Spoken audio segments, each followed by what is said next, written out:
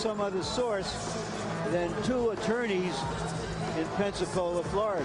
One of the sticking points is that he just doesn't think he's making enough money for his efforts. Here comes Montell Griffin, who has shown loyalty to his manager, John Callaware, just in front of him there. Callaware is the man with the glasses on holding the belt. When Callaware angered Eddie Futch, and Futch, in his response to that, threatened to leave, Montell Griffin did nothing to try to get Futch to stay, and in fact said to him basically, I support Callaware. So Eddie Futch left, and his longtime second-in-command, Del Torrance, became the head trainer for Montell Griffin. Now, this is all about money. When some fighters get into the bigger money, they start to watch it a little bit more carefully. He will clear about $1 million tonight, and Roy Jones will clear about the same as far as the guarantees are concerned. And the record for Montell Griffin, 27 wins, no losses, 18 KOs. Most of the opponents you would never have heard of. But he does have 2 victories over James Toney, as opposed to the 1 victory over Toney which Jones carries. And of course he has the disqualification win over Jones. Let's go up to ring announcer Michael Buffer for the pre-fight introduction. Ladies and gentlemen, Square Ring Incorporated, along with your undisputed, undefeated King of Beers, Budweiser. This Bud's for you. Present 12 rounds of boxing for the WBC Light Heavyweight Championship of the World. And now, ladies and gentlemen, the scoring for this bout will be done by the judges assigned at ringside. Scoring it on a 10-point must system, they will be Tony Castellano, Richard Flaherty, and Tommy Kazmarek. And when the bell rings, the man in charge of the action, working in his 131st world title bout, a member of the Boxing Hall of Fame, Arthur Mercanti. And now, from the world's largest resort casino, Foxwoods of the Mashantucket Pequot Tribal Nation of Connecticut, ladies and gentlemen, let's get ready to rumble!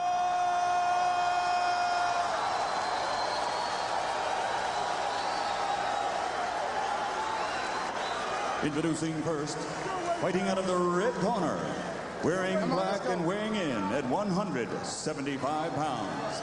This Olympic silver medalist has a professional record of 31 victories, 29 by knockout with only 1 defeat, and 3 world titles. Tonight, he plans to reverse that 1 blemish on his record. Ladies and gentlemen, from Pensacola, Florida, here is the challenger, the 3-time world champion, Roy Jones Jr.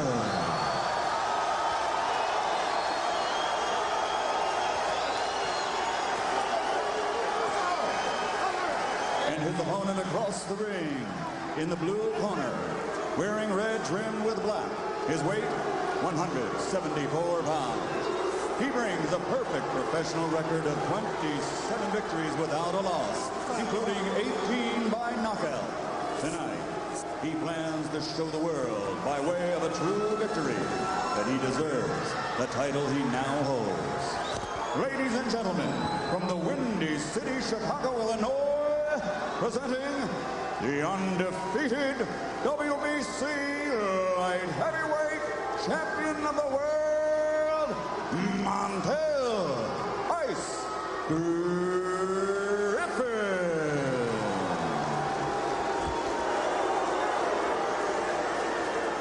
Give them a signal right here.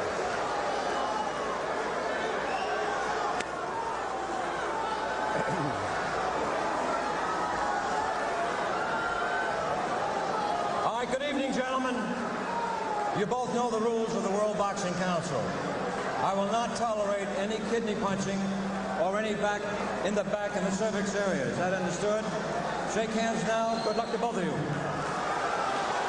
The general consensus before the first fight is that Griffin was simply more trash and Roy Jones compactor. Roy Jones is a 5-to-1 favorite to prove that that was true the first time. It will be true again the second time. And of course, Griffin believes that he thrives and will continue to thrive on being underestimated. Jones lands a solid left hook to start the fight. Let me tell you, that first left hook hurt Griffin. And so does the second one. And Mercanti calls it a knockdown, saying that only the ropes kept Griffin up. It's very apparent that Jones is coming out stronger this time. We didn't see this from him for many rounds in the first fight.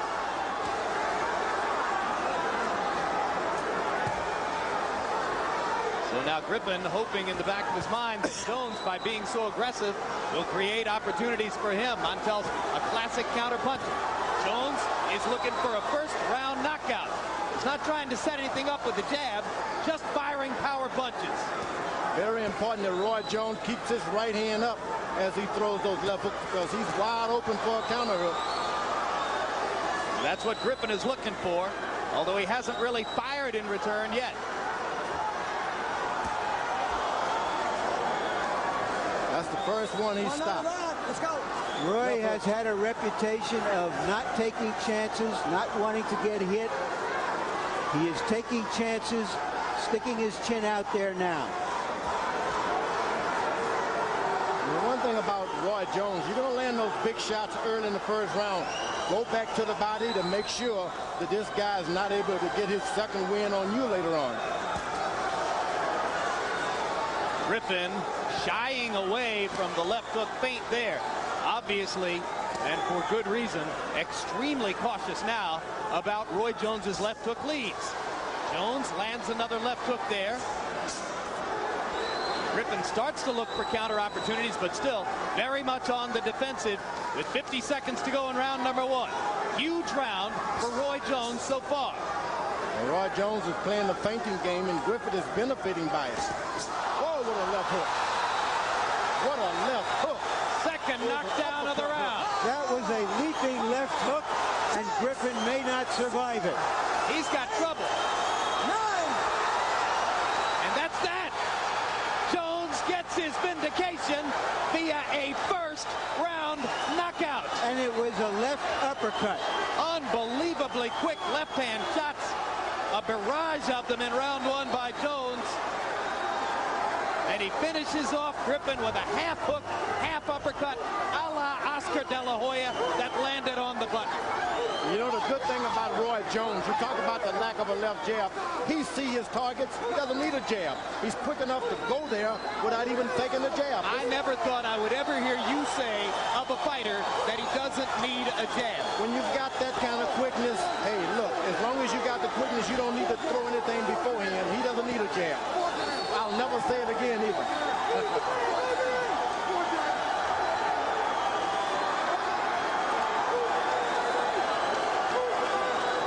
This is well deserving. No one has done that to Griffin before. This is several months of anger and frustration being vented all at once in public by Roy Jones. He couldn't have written for himself a more satisfying fight script than this one. Well, this is what a champion does.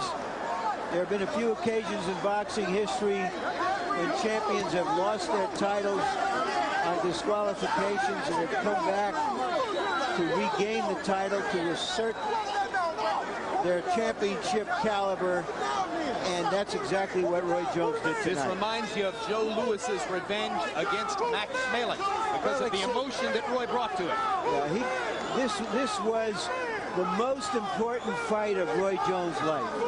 In his mind now, this will wipe out what happened last March. And I think in the minds of most boxing fans as well. I agree. I can't remember the last fight.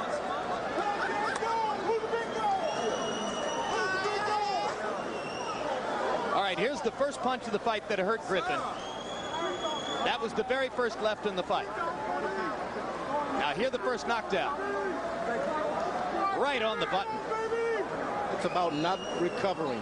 And he put the left glove down on the canvas, so Mercanti didn't need to use the rule regarding the ropes. He had a knockdown on the basis of the fact that Griffin puts this left glove right on the canvas, right there. Wise decision by Arthur Mercanti. And a good call. Not many referees would have had that kind of courage, you know. But he properly spotted that Griffin put his glove on the canvas. Could have ruled it a knockdown on the basis of the ring ropes holding Griffin up, too. Mistake by Griffin to try and punch with a true puncher. End of fight here. There was that leaping left uppercut.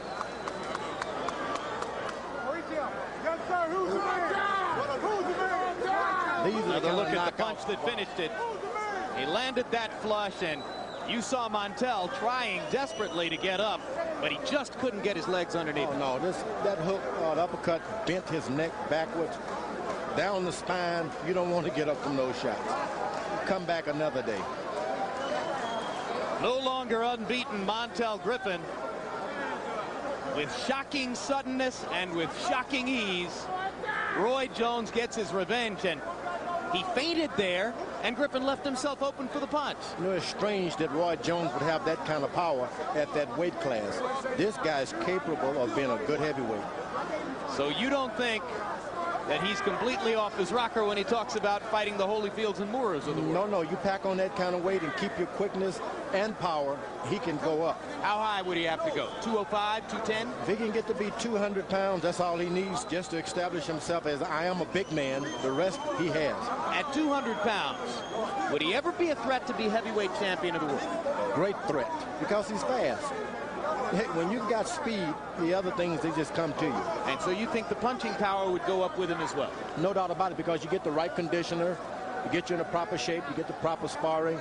He can do it. I was shocked that he could do that to this guy who's fought guys 180 and 185 pounds throughout his career, Griffin has. What about trying to take punches from punchers like Moore and Holyfield? I'd like to see one of those guys try and hit Roy Jones. I don't think it can happen. Now you see me, now you don't. Might not be able to find him. All right, let's go to ring announcer Michael Buffer for the particulars. Ladies and gentlemen, referee Arthur Mercanti calls a halt to the bout at 2 minutes and 31 seconds of round number 1 following knockdown number 2. The winner, now a 4-time world champion, and once again the WBC heavyweight champion of the world, Roy Jones Jr.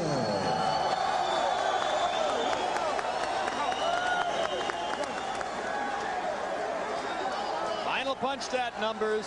Roy Jones landed 12 punches. They were all power shots, and it was about 12 too many for Montell Griffin. That Griffin is brave.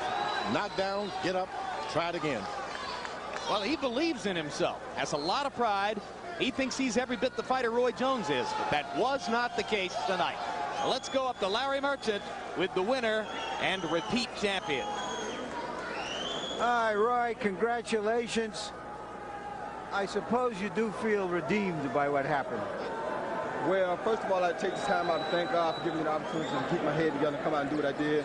Thank everybody in Pensacola. Roy Jones still #1 and gonna be that way, baby. For all these doubters, him and all the rest of them that think Roy Jones is a fluke, now they know.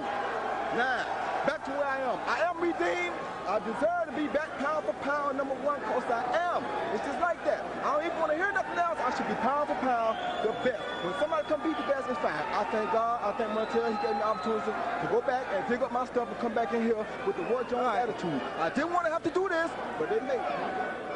Why didn't you want to have to do this? Because I don't like trying to hurt people. No, not I was out here trying to hurt that kid. If I would have got a chance to, I would have killed that kid by mistake. You know what I'm saying? I don't want to do that. That's not my intention. My intention is to come out here and do good things and be done with it. That's why I don't like that old Roy Jones. You don't want to pull the RJ out. I don't want to see the RJ. Did you need this kind of incentive to bring out 105% of yourself? Didn't I just say that? That's what it takes sometimes. You take something from me, I'm coming to get it back. I don't care. If you take it from me dishonestly, I'm coming to get it back. Now, if you beat me, we had a good night. I'm still going to come get it back. But if you take it dishonestly, I'm coming to get it. All right, so you came out here with a totally different intention You than saw you it. did the first fight. You saw it. I went out here to box to give y'all no show, and I ain't want to give you too much to criticize me about. I had to come on and do my thing. You understand? I ain't gonna let you talk. I did the talking tonight. Roy Jones, Pensacola, we talked tonight. The Gulf Coast, Mississippi, all that area, we talked tonight. The best man fight, the best fight in the world, pound for pound, I talked tonight. Understand what I'm saying? I don't want to hear nothing else. All that rumors you hear about me and my organization breaking up, me and my organization gonna stick together to the end. I just got 2 organizations. All right, you just brought that up yourself, Roy. There have been reports in the newspapers that you are going to change your management. Is there any truth to it? Don't believe the hype.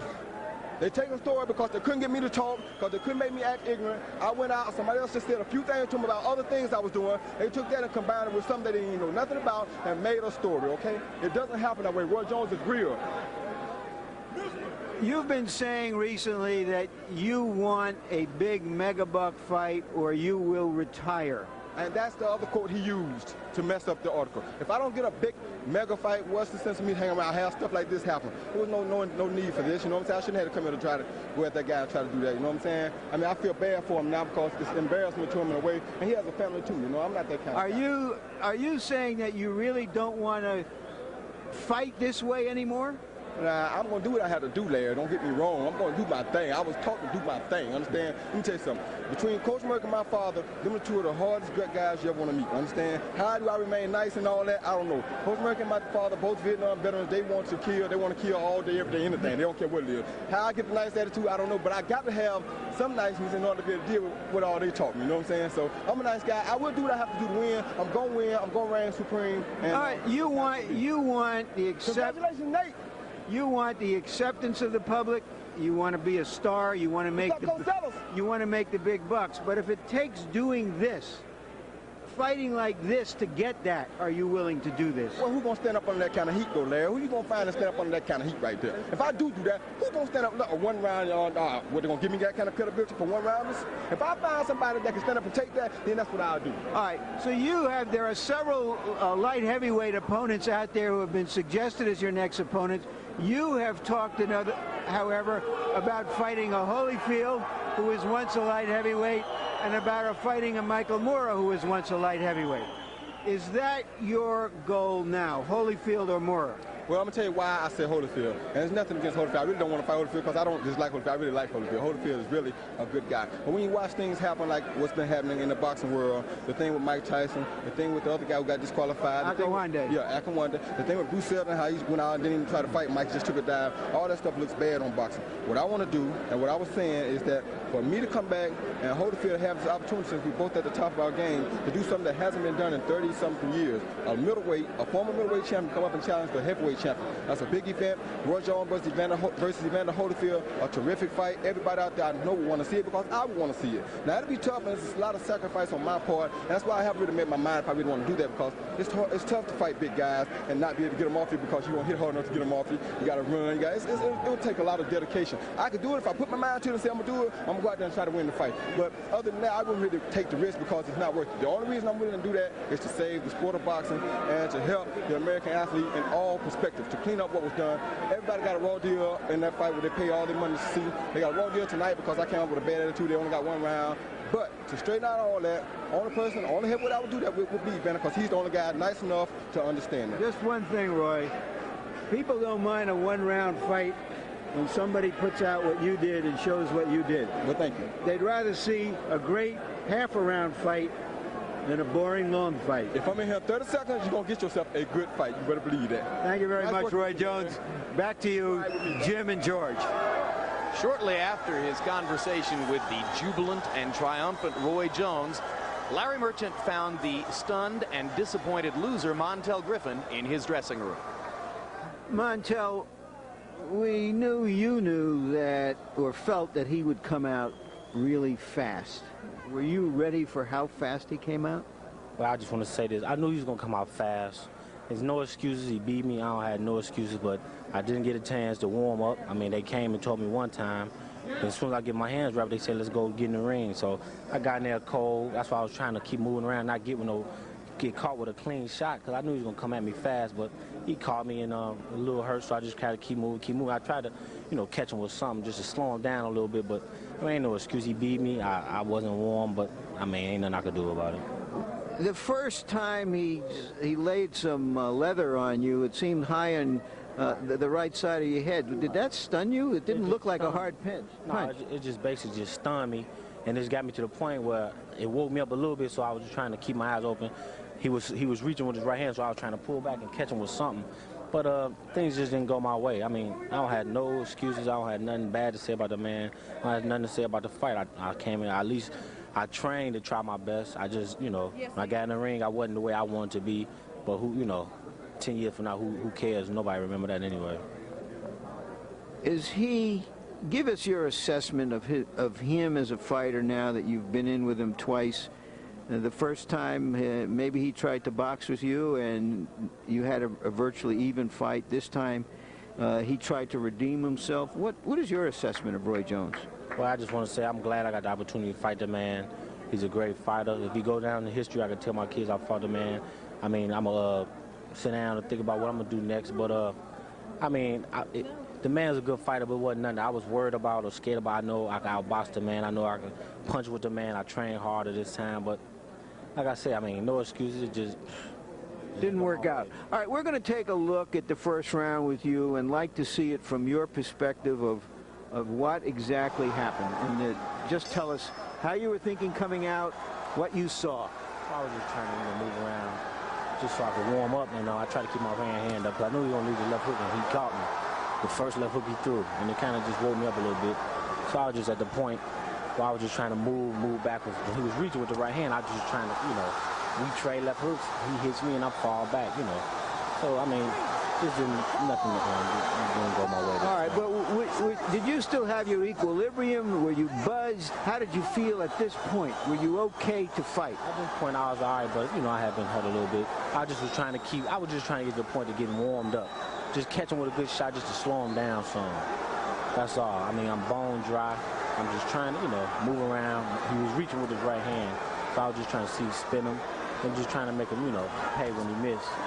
And, you know, I just couldn't catch him with a good shot like I wanted to. You know, I was hitting with the man, you know, left hooks and everything, but I just couldn't get on. You did hit him a couple of good shots, but he seemed to shake them off. Right. Well, I guess he was determined, you know, to come at me and redeem himself, but, I mean, you know, like I said, it's a crazy world. Different things happen.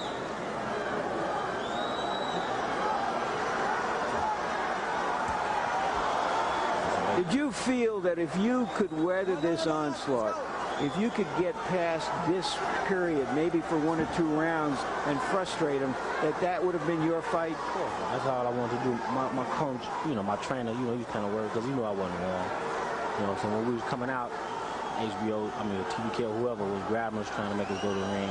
We was trying to stay back and warm up, but we knew we wasn't where we wanted to be, but we just tried to weather the storm just to, you know, be able to warm up and be able to, you know, fight our fight. I mean, but right now you're okay at this point. I'm okay. But like I said, the man came out strong, caught me with a shot. I leaned down and he caught me like, it wasn't an uppercut, but it caught me on the bottom of my head where I didn't see it. So he caught me, you know, with a clean shot, and nothing I can say about it. He hadn't shown much of an uppercut in the fight with you before, had he? But I guess it went up under my glove, and I bent down to slip, and I just couldn't see it. Basically, like I said, I'm just trying to weather the storm, just right there. Just trying to get to the, you know, second round, just to warm up, just to get in the fight, that's all.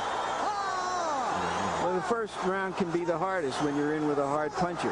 Right, sure. Well, we knew he was going to come out fast. We knew it wasn't no secret or nothing. Just wasn't at the position where we wanted to be. Like I said, no excuses. I trained hard. I tried my best. I just want to say I'm sorry to my man Theo Torrance because we went through this together, and we just had, you know, high hopes, and I just felt real good about this. But we went in there and things didn't go our way, and just got to move on in my life. Thank you very, very much, Montell Griffin. Jim? A final summary. In a devastating first-round display, releasing 4 months of pent-up anger and frustration, Roy Jones used a barrage of lightning left hooks to knock Montell Griffin off balance and then out in the rematch of their controversial disqualification bout this past April. And in doing so, Jones won back not only his light heavyweight title belt, but to the satisfaction of most ring critics, his mythical title as world's best pound-for-pound fighter as well.